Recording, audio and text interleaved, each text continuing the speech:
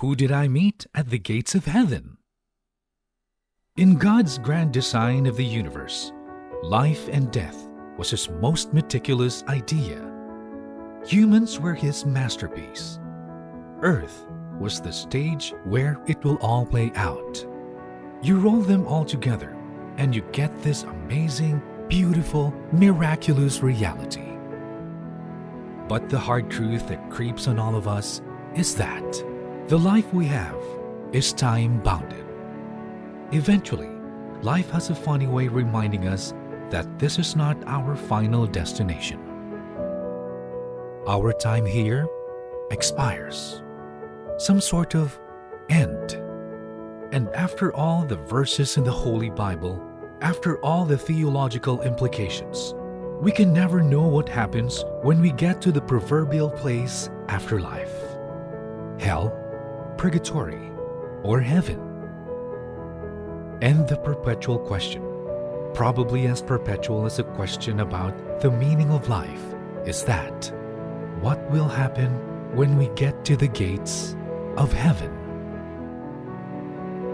Well, word has it that St. Peter will be there, dangling the keys to the eternal kingdom. Well, of course, we know that. Will the life we have lived flash across our eyes as we stand at the gates? Who will judge us before we enter? Will the angels have a welcoming committee? Who will we meet? Humans as we are, we love to put our own spin of poetic relief on uncertainties. While the entrance to heaven is the kind of uncertainty we will never be afraid of. Debates and conversations about how that will come about still linger across the entirety of Christianity.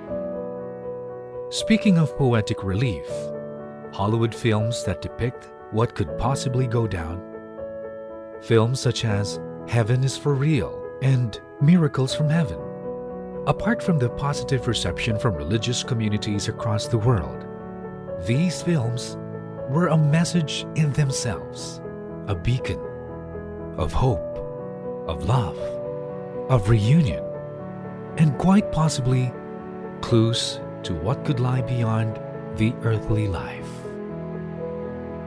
But with all the interpretations and theories about the afterlife, testimonies derived from near-death experiences struck out the most.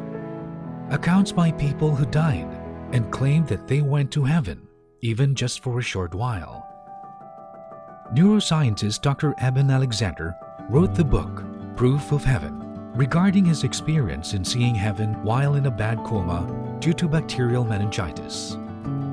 There were even several cases of children who saw heaven after near-death experiences from tragic accidents or medical ailments. Another notable account was Don Piper's 90 Minutes in Heaven that later on became a film. Piper was struck head-on by an 18-wheeler as it weaved across the center line, colliding with Don Piper's Ford Escort. It was declared that he was killed instantly and was dead for 90 minutes. And in this 90 minutes birthed his story of hope and a life lived in praise and gratitude. He contended the reality, the majesty, and the bliss of heaven itself.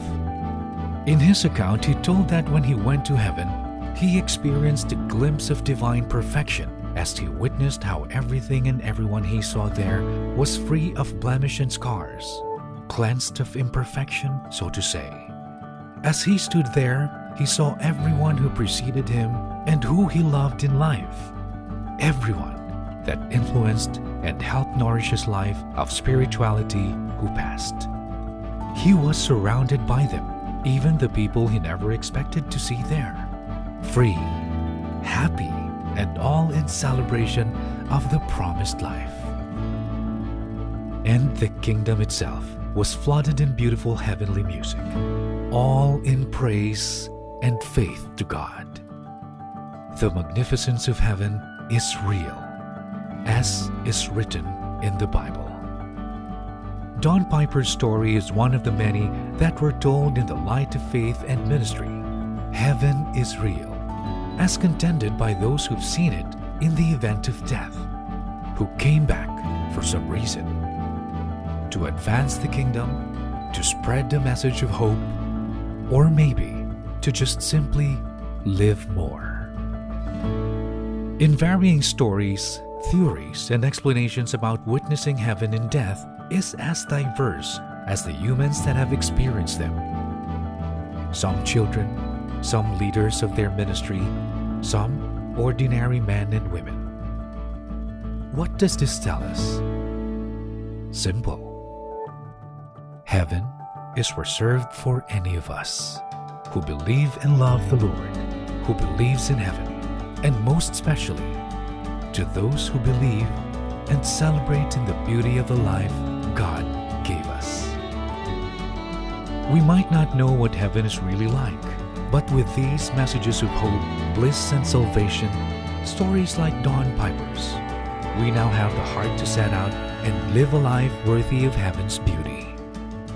We might never know what heaven is really like, but with the faith and discernment in the existence of heaven and in the fact that we could one day get to live with God is reason enough to do right by heaven and by God. Getting to heaven and everything that goes beyond life may be one of the biggest uncertainties and mysteries, but this is the single uncertainty that we're absolutely sure not to be afraid of.